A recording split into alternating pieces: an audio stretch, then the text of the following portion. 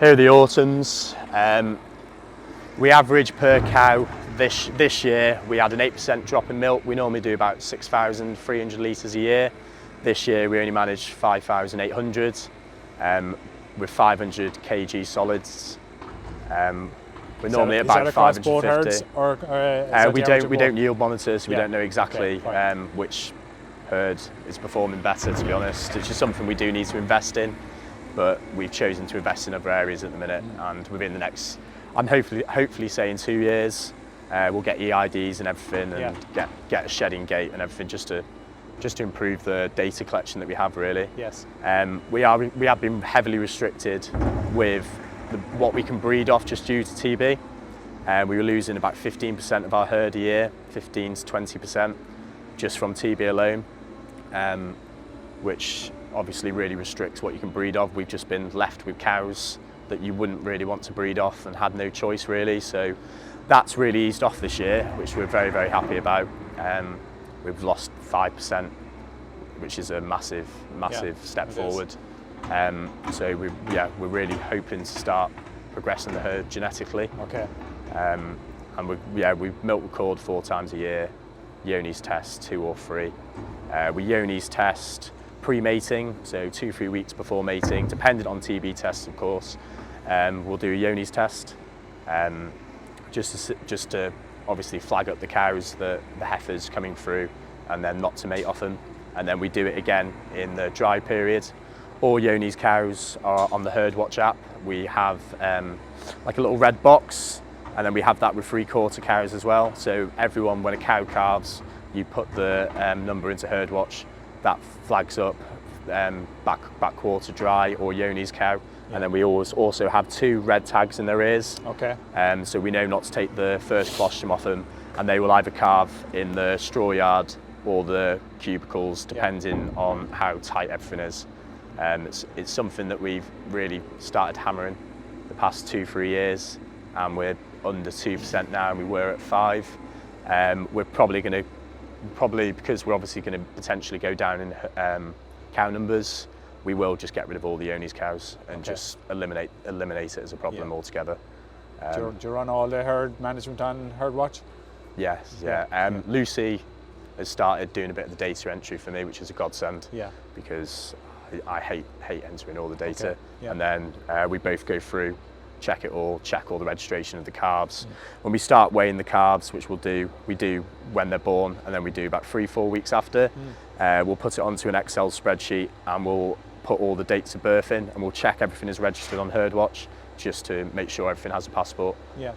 Just to avoid errors, really. It's taking those little steps really reduce the amount of errors that you've got. Great. So what size Parlour is it? So this is a 50-100 herringbone. Okay.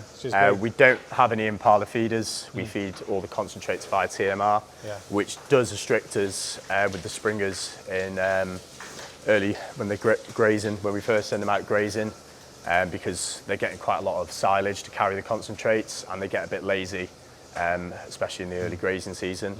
We will pull the concentrates down as the grazing season goes on and try and take them off the majority of it in around May, just when the grass quality is there, really. How long has this built, George? This, I think it's 15 years old, easy. Yeah.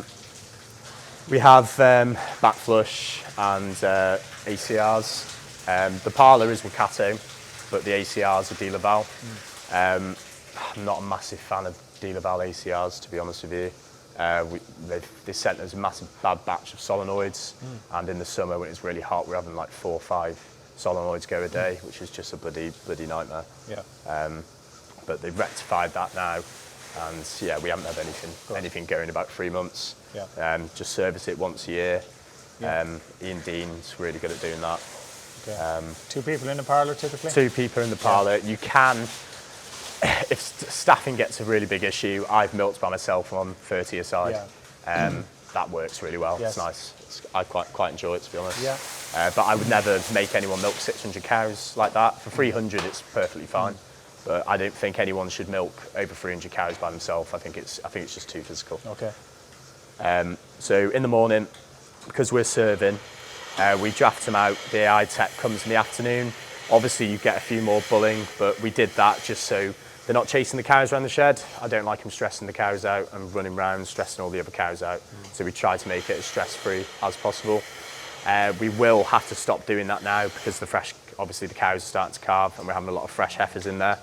And we're only serving 1 or 2 a day max at the minute. We're on week 8. What day is it? Thursday, Friday. So we're on week 8 on Friday and we're on 1 or 2. Okay. Obviously they're not milking as well as we'd like. So yeah, we are where we are with that, but we're going to get fertility. Okay. And we will see a massive increase in milk production when they go out to grass. Yeah. We've got plenty of it. So it's all tail paint you use then for your breeding management? Yeah. So RMS chalk. Okay. And then all the cows will have green tapes for autumn and blue tapes for spring. Yeah. We do met checks. So we have two rods that we stick in. One will start at one end, one will start at the other, and then we'll met check 50 cows every 2-3 weeks, and then we'll identify anything that has whites. We used to have a big history of whites on this farm. We don't really have it anymore. Okay. We did have a few more than we'd like to with the autumns, just due to low energy, but we've rectified that now. We've been able to get more soya. So how many cows did you make at peak here? Peak 600. We've got 630. Yeah. We'll be at peak here. How long would it take to make them? If you're at grass and they're going straight out and they're hungry, you can milk 350 an hour. Okay. But that is flat out flying.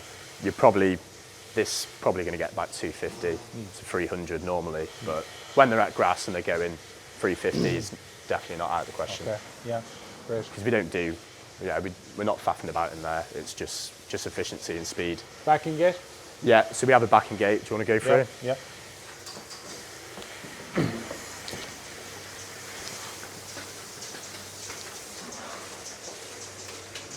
Whoa, having fun. Sure.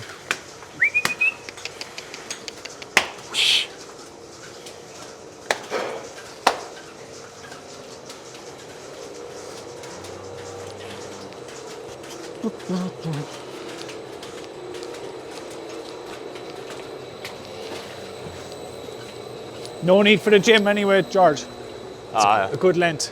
yeah, I don't do any running, that's for sure. Yeah. Right. So, yeah, a backing gate was actually designed and made by my uncle. Okay. So that was put in, I think, the same time as the Parlour. Yeah. Oh God, we've got a horrible tall thing there. Yeah, that was put in the same time as the Parlour. Occasionally you get the odd wheel come off every now and again, but grease it every week, maintain everything the best we can, and then you're always going to get something breaking with machinery anyway. So without feeding, you need something to push them on a bit. Not really. No, not really. They come in and go out. Yeah. Happy as Larry. It's what they've always had. It's the system they're used to. Yeah. We'd never have an issue even getting the heifers in. To be honest, we run them round every week, and then obviously when we get closer to calving, we will play with the bags a bit in the Parlour. Yeah. Just to get them used to being touched, because sometimes when you get a freshly calved heifer, they'll jump forward and then it stresses the staff out, it stresses the cows out, it's no good for anyone. And then up here, we have a race that can fit 70, 80 cows in. Yeah, it's huge. Which is brilliant for TB testing, as we do a lot of it. But yeah, really, really good handling system here. Yeah. Crush, really happy with the crush. We've had that 15 years. Okay. No issues whatsoever. Hydraulic bar at the back to push them in, works really well. Okay. Yeah, no complaints on that whatsoever. Your manual drafting? Yeah, manual drafting. Happy with George? Works? Yeah, works well. Yeah. Works really well. Never had any issues with it until a heifer goes in. And Could you just pull the lever there to show? Yeah. Okay. So the gate on the left is split in two, which helps, I guess. Yeah. It's not a full gate. Yeah.